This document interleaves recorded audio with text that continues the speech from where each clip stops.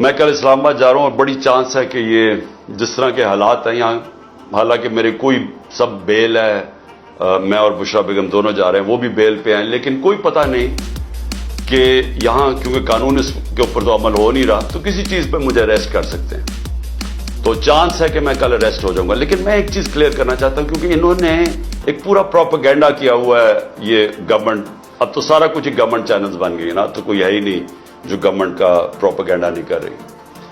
دیکھیں، سمجھ جائیں کہ کیس ہے کیا، تاکہ آپ کو ساروں کو ایک القادر یونیورسٹی کا کیس سمجھ آ جائے۔ میں چاہتا ہوں سارے سوشل میڈیا والے سمجھ جاؤ یہ کیس کیا ہے۔ کیس یہ ہے کہ میں نے فیصلہ کیا تھا کہ میں سیرت النبی کے اوپر اس ملک کی فیوچر لیڈرشپ ڈیولپ کرنے کے لیے وہاں ریسرچ کروائیں، ایک یونیورسٹی بنائیں القادر کی، ساتھ اس میں ماڈرن ٹیکنالوجیز، اس میں آرٹیفیشل انٹیلیجنس وغیرہ وہ بھی ہم پڑھائیں۔ لیکن اس کا مقصد یہ تھا، کیونکہ وہ دنیا کی تاریخ کے سب سے بڑے لیڈر تھے، فیوچر لیڈرز پروڈیوس کریں پاکستان میں، ان کی سیرت کے اوپر، ان کی کوالٹیز کے اوپر، کہ کبھی ہم نے اس کے اوپر کوشش نہیں کی اپنے لوگوں کو، ہم دینی باتیں کرتے رہتے ہیں، ان کی دینی سائڈ، لیکن ان کی زندگی، ان کی جو سنت ہے اس کو عمل میں لانے کی کوشش نہیں کرتے۔ تو یہ مقصد تھا اس یونیورسٹی کا۔ اس کے لیے ملک ریاض نے کہا میں سپانسر کرتا ہوں اس کو۔ یہ یاد رکھیں اپڈیٹس، دسمبر 2018 میں یہ ساری اس کی زمین خریدی گئی۔ مئی کے اندر میں نے اس کی اوپننگ کی، اس کی گراؤنڈ بریکنگ کی، مئی 2019 میں۔ یہ ڈیٹس یاد رکھیں۔ اس کے ٹرسٹ ڈیڈ میں واضح لکھا ہوا ہے کہ جو ٹرسٹیز ہیں، جو میں ہوں اور جو بشرا بیگم کیوں؟ کیونکہ ان کی بڑا اسٹڈی ہے سیرت نبی پہ، ان کا انٹرسٹ ہے۔ تو عموماً ٹرسٹیز وہ ہوتے ہیں جن کو کسی چیز میں ٹرسٹ ہوتا ہے۔ مثلا بچے کئیوں کے ڈسیبلڈ ہوتے ہیں، وہ ڈسیبلڈ انسٹیٹیوشنز میں انٹرسٹڈ ہو جاتے ہیں، یعنی خیراتی ادارے ایسے چلتے ہیں، تو وہ ٹرسٹی بن گئے۔ اس ڈیڈ کے اندر لکھا ہوا ہے کہ ٹرسٹیز کو کسی قسم کا فائدہ نہیں ہو سکتا، کوئی تنخواہ نہیں مل سکتی، کوئی ڈیویڈنڈز نہیں مل سکتا، کوئی وہ زمین جو ہے وہ ٹرسٹ کے نام پہ ہوتی ہے، وہ یعنی ٹرسٹی کا کوئی کسی قسم کا ان کو فائدہ نہیں ہو سکتا، اس ٹرسٹ ڈیڈ کے اندر لکھا ہوا ہے۔ اب اس کے بعد دسمبر کے اندر ایک اگریمنٹ ہوتی ہے۔ اب یہ ذرا غور سے سنیں، یہ مئی میں اس کی اوپننگ ہو جاتی ہے، بلڈنگ بننی شروع ہو جاتی ہے، جو بھی پیسہ آتا ہے وہ سارا بلڈنگ میں سب اکاؤنٹڈ ہے، وہ ٹرسٹ چلا رہا ہے، وہ ٹرسٹ کے اکاؤنٹس ہیں، آڈٹ ہیں، سب کچھ اویلیبل ہے نیب کے پاس۔ اب ہوتا کیا ہے کہ دسمبر کے اندر ایک اگریمنٹ سائن ہوتی ہے ملک ریاض کی اور انگلینڈ کا، جس کو NCA کہتے ہیں، ان کا ایک ادارہ ہوتا ہے انگلینڈ کے اندر، اس کے بیچ میں اگریمنٹ سائن ہوتی ہے۔ انہوں نے ملک ریاض کے اکاؤنٹ فریز کیے ہوتے ہیں کہ سسپیکٹڈ ٹرانزیکشن ہے، یعنی ہم سسپیشس ٹرانزیکشنز ہیں، ادھر انہوں نے اکاؤنٹ فریز کیے ہوتے ہیں۔ ملک ریاض اور NCA فیصلہ کرتی آپس میں سیکرٹ اگریمنٹ میں کہ یہ جو پیسے ہیں 190 ملین پاؤنڈز ہوتے ہیں، اس میں 190 ملین پاؤنڈز، وہ میں جو سپریم کورٹ کا جو اکاؤنٹ تھا جس میں ملک ریاض نے پیسے دینے تھے، سپریم کورٹ نے کہا تھا فائن دو، وہ اس میں وہ کہتا ہے کہ میں اس میں ڈپازٹ کرتا ہوں۔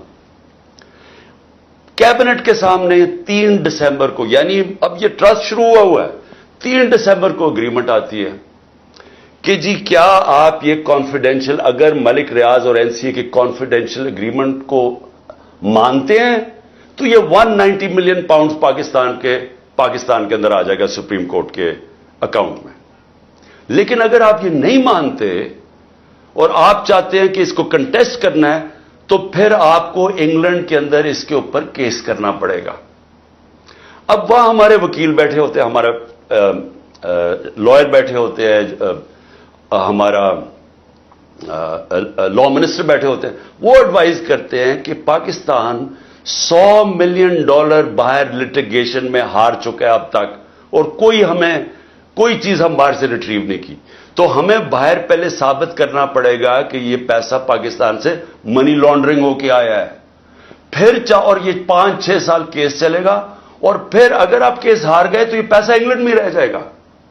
یہ کیبنٹ کے سامنے یہ فیصلہ آیا یا آپ $190 ملین پاؤنڈ لے لیں اور پاکستان کے سپریم کورٹ میں چلا جائے, اور یا پھر یہ پیسہ آپ کنٹیسٹ کرنا چاہتے ہیں تو کیس کر کے انگلینڈ میں اپنی کریں, اور اگر آپ جیت جاتے ہیں 5-6 سال لگیں گے پاکستان آ جائے گا, لیکن اگر آپ نہیں جیتتے تو وہ انگلینڈ میں رہ جائے گا. یہ تھا فیصلہ. کیبنٹ فیصلہ کرتی ہے کہ جی ہمیں $190 ملین آ رہا ہے, کبھی اتنا پیسہ آیا نہیں, ہم ایکسپٹ کر جاتے ہیں. اب یہ کیس انہوں نے میرے اوپر کیا بنایا کہ جناب میں نے وہ جو حالانکہ مجھے ذاتی طور پہ فائدہ ہوا ہے. مجھے ذاتی طور پہ کیسے فائدہ ہوا ہے؟ وہ جو $190 ملین ہے وہ آج پڑا ہوا ہے سپریم کورٹ کے اکاؤنٹ میں. اگر وہ سمجھتی ہے نیب کے برا, یہ گورنمنٹ سمجھتی ہے کہ وہ ٹھیک بات میں نہیں آیا, وہ دوسری طرح آج آپ جا کے ریٹ کر دیں, آپ نیب ریٹ کر دیں سپریم کورٹ میں کہ یہ پیسہ دوسری مد میں لے آئے. وہ پیسہ تو پاکستان آ گیا نا, اور مجھے اس سے کیا فائدہ ہوا ہے؟ اور دوسری طرف کہ القادر یونیورسٹی سے مجھے کوئی فائدہ ہوا ہے؟